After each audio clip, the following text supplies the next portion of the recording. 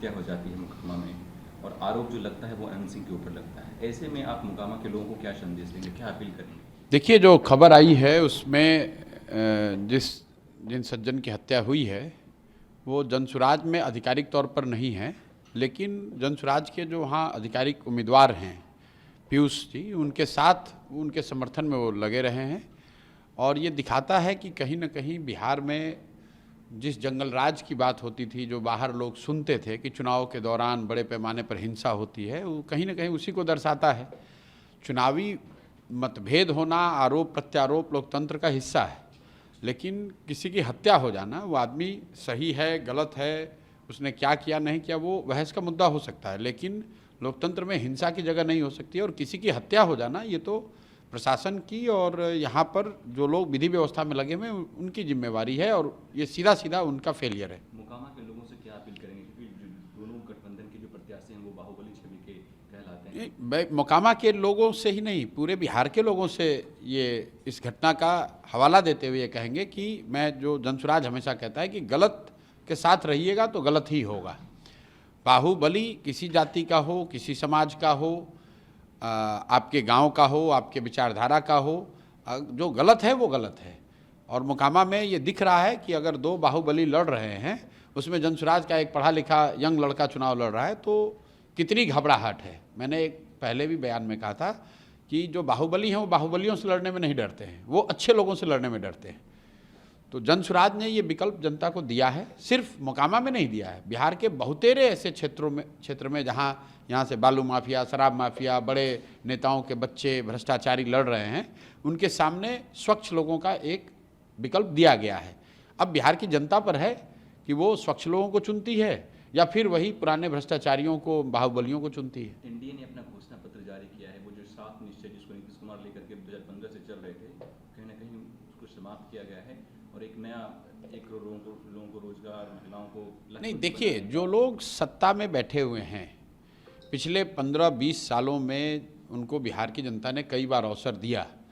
वो घोषणा पत्र और संकल्प पत्र में क्या लिखते हैं उसका कोई बहुत महत्व तो नहीं है, क्योंकि जनता ये भी देख रही है कि इनके ये तो हर बार यही कहते हैं, एक नया घोषणा पत्र बनाते हैं, नए तरह की घोषणा करते हैं, करना उनको कुछ नहीं, करना उनको वही है जो पहले से कर रहे हैं। और जो बिहार की स्थिति अभी है, आप इन सारे संकल्प पत्र और घोषणा पत्रों के बाद भी देश के सबसे गरीब और पिछड़े राज्य हैं। 50 लाख से ज़्यादा बच्चे अभी भी छठ में किस तरीके से, कितनी दुर्दशा से वापस लौटे हैं, ये पूरे देश ने अभी देखा है, 5 दिन पहले देखा है।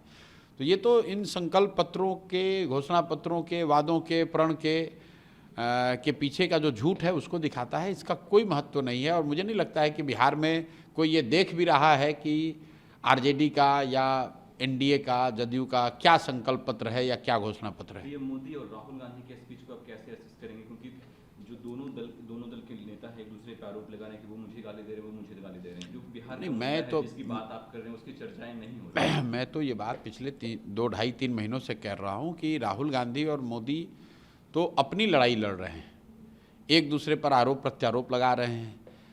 बिहार के बारे में ना राहुल गांधी बोल रहे हैं ना मोदी जी बोल रहे हैं। राहुल गांधी ने ये कहा कि उनके पिताजी ने 1989 में जो 50,000 करोड़ के पैकेज की घोषणा की, उसके बाद 15 साल केंद्र में कांग्रेस गठबंधन की सरकार रही, उन्होंने बिहार के लिए क्या किया। वही बात मोदी जी 15 साल से प्रधानमंत्री हैं। बिहार के सुधार के लिए, बिहार में रोजगार के लिए, बिहार में पलायन रोकने के लिए, बिहार में बाढ़ की स्थिति को सुधारने के लिए मोदी जी ने क्या किया है? कुछ नहीं किया है। तो गलती राहुल गांधी और मोदी की नहीं है, गलती अगर हमारी आपकी है, क्योंकि अगर हम लोग फिर भी इनको देखने समझने के बाद भी जाकर इनको वोट देंगे तो अगले 5 साल भी आप उसी कुव्यवस्था में रहिएगा जिस कुव्यवस्था में आप पिछले कई वर्षों से जी रहे हैं। अभी तक लोगों का ये कहना था कि हमारे पास विकल्प नहीं है, तो अब विकल्प आ गया। अब आपको लालू के डर से नीतीश भाजपा और भाजपा के डर से लालू जी को वोट देने की जरूरत नहीं है। आपके पास जनसुराज का विकल्प है, अच्छे लोगों का विकल्प है। अगर आप इसके बाद भी उस विकल्प को छोड़कर पुराने ढर्रे पर चलेंगे तो अपने बच्चों के लिए, अपने परिवार के लिए, खुद के लिए भ्रष्टाचार और पलायन वाली राजनीति और व्यवस्था आप युवाओं से कर रहे हैं को लेकर चलिए। जो आप पलायन करके जो युवा जो छठ में आए हैं बिहार, उससे जो आप अपील कर रहे हैं वही अपने तेजस्वी यादव भी कर रहे हैं कि आप रुकिए, 11 तक वोट देकर जाइए, हमारी सरकार नहीं, तेजस्वी यादव ये कह रहे हैं कि आप रुकिए, हमको सरकार हमको बनाइए और हम लोग ये कह रहे हैं कि भाई पहली बार आपकी किसी ने बात की है, आप यहाँ आए हो, आपके दर्द को हम लोग समझते हैं और उस दर्द से, उस पीड़ा से अगर निकलना है तो आपको जिम्मेवारी लेनी है और सिर्फ प्रशांत किशोर के कहने से नहीं होगा। घर घर में जब ये बच्चे खड़े होंगे और ये तय करेंगे कि अब किसी भी हालत में बिहार से पलायन नहीं होना चाहिए, तो उसके लिए एकमात्र व्यवस्था है स्कूल का बस्ता, जनसुराज। जो रास्ता हम लोगों ने बताया है वो एकमात्र प्रमाणिक रास्ता है कि इस तरीके से बिहार में पलायन रुक सकता है।